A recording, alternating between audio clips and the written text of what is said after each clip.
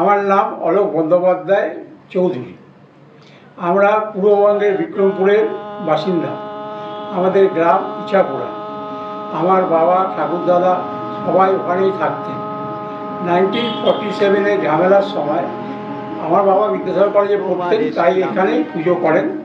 বাগবাজারে গোকুল মিত্তির প্রথম পুজো করে 47, ওখান থেকে চলে এসে। কিন্তু আমাদের পুজো আজ থেকে 200 বছরের ওপর বলেই আমরা জানি।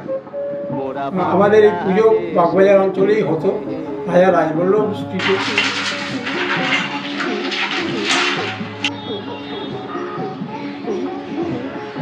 পদ্মবীজের গোড়া পার্বতীর গলা ছিল। ওরা সাদা সিধা মাটির মানুষ, দেশে দেশে যায়।